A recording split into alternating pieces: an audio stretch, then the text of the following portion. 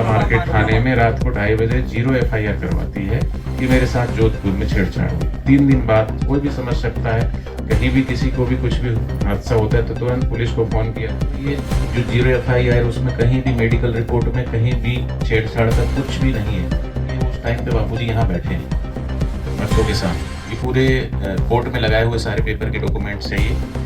और ये जिस समय की घटना बता रही हूँ, लड़की की कॉल डिटेल निकाली तो कहीं फॉर्म पे एंगेज। कानून की तो दृष्टि बहुत लंबी होनी चाहिए, फिर भी कैसे इसमें कोई राहत नहीं मिली।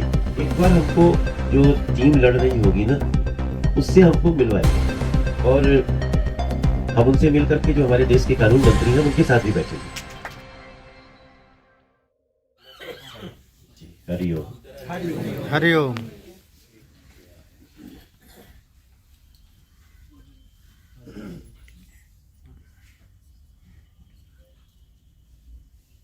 मुझे पहले भी, सबसे पहले तो आज इस विषय को ठीक से तो बहुत गंभीरता से पहली बार मैं अपने सामने सुन रहा हूं। इतने लोग, परिवार के लोग, आश्रम से जुड़े हुए,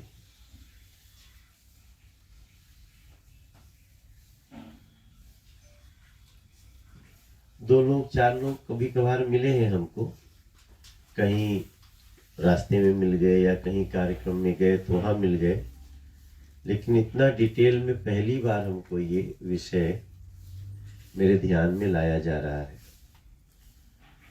वैसे मैं आपको बताऊं कि मैं स्वयं जब जब सुनता हूं, मैं बड़ा पीड़ा में भी होता हूं, बड़ा चिंतित भी होता हूं।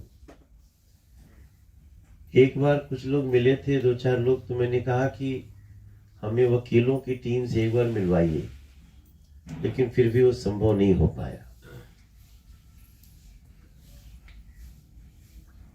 मेरे दिमाग में भी चलता रहता है जो आप बातें कह रहे हैं ना, कि बहुत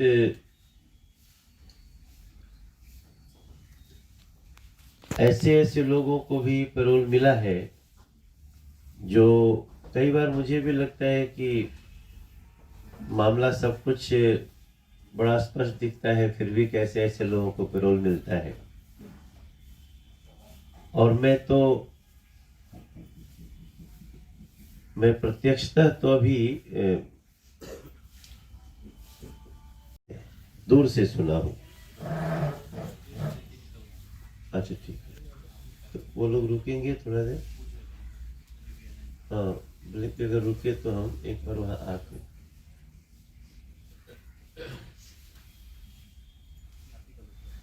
ठीक है, चल रहे। तो बड़ा पीड़ा का विषय तो है, और हमें ये भी पता है कि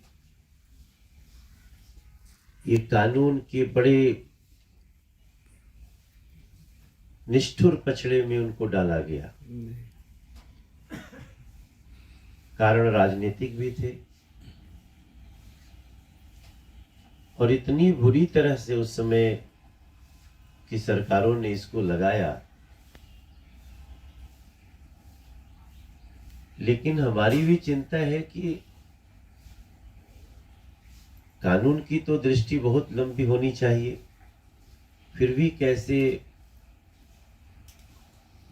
इसमें कोई राहत नहीं मिली। लेकिन हम एक बार फिर से, महाराज जी, हम इसमें अब पता नहीं ऊपर भी वर्तमान सरकार को किसने ठीक से प्रेजेंट किया। हमको आज मैं पढ़ रहा था इसको, तो दीपक जी हमारे छोटे भाई हैं, उनका धन्यवाद। एक बार हमको जो टीम लड़ रही होगी ना, उससे हमको मिलवाइए और हम उनसे मिल करके जो हमारे देश के कानून मंत्री हैं हम उनके साथ भी बैठेंगे।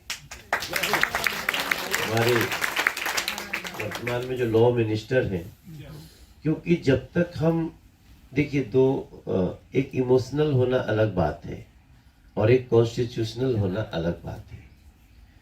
तो हम कॉन्स्टिट्यूशनली इसमें चुनाव का भी इंतजार मत करिए, आप अभी हमको अगले 5-7 दिन में जब भी बैठ सकते हैं तो आप बिठाइए।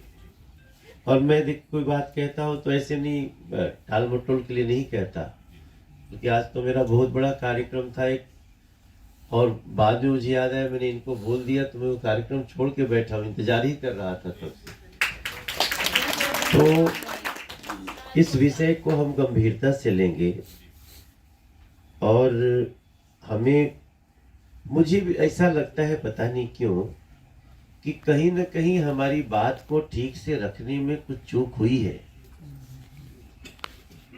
ठीक है, वो सामने जो षड्यंत्रकारी हैं, कितने भी वो ताकतवर उस समय थे, उन्होंने जो धाराएं, जो सिचुएशन जो भी लगाए हैं, और सबसे बड़े मुझे ये देखना है कि ऐसा क्या चीज उन्होंने किया जिसको कोर्ट भी नहीं समझ पाए। तो जो भी उनकी कानूनी टीम है, हम लोगों के पास भी अपनी कानूनी टीम होती है, हम उसकी समीक्षा करते हैं, फिर अपने कानून मंत्री से मिलेंगे और तब उसका जो निचोड़ होगा फिर हम ऊपर भी इसकी बात करेंगे जी। इस बात को रखते हैं। अभी हम तो आश्रम वगैरह में भी कभी नहीं जा पाए ना, तुम बुलाए नहीं।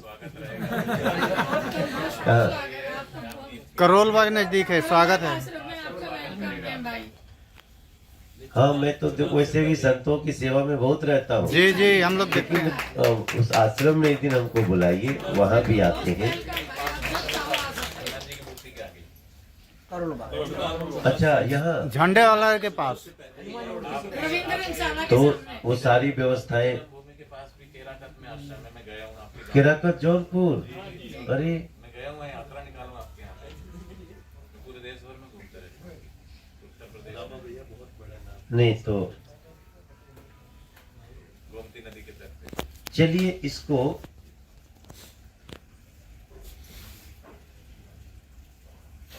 इसको थोड़ा सा गंभीरता से हम लोग बढ़ाते हैं जी जी, ताकि इस समय जो बापू को, महाराज जी को हम लोग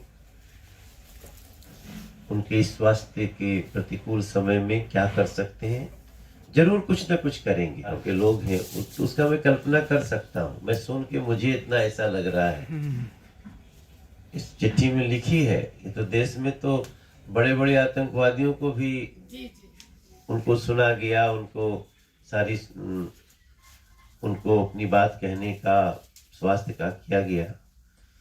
तो आप देख लेना, जब भी बातचीत हो सके, मैं जल्दी से जल्दी उनके साथ बैठना चाहता हूँ। एक बार बिठा दीजिए, अगर हमको इसके लिए वो लोग कहाँ, दिल्ली में ही बैठना ठीक रहेगा। हाँ, तो आप घर पे बुलाइए, या हमको कहीं चलना होगा तो हम आश्रम पे चलेंगे, वहीं बुला लीजिए, हम भी कुछ लोगों को आप आश्रम में आओगे तो ज्यादा आएंगे। तो आज के लिए तो मैं इतना ही बोलना चाहता हूँ, फिर अगली मीटिंग के बाद देखते हैं, हो सकता है हम लोग कुछ इसमें रास्ता बड़ा निकल सके। आप सब आए, नहीं तो मैं आता हूँ, आप सब यहाँ आए, आप सबका बड़े बड़े धन्यवाद, और हमसे जल्दी मिलते हैं। जी जी, हरिओम हरिओम हरिओम।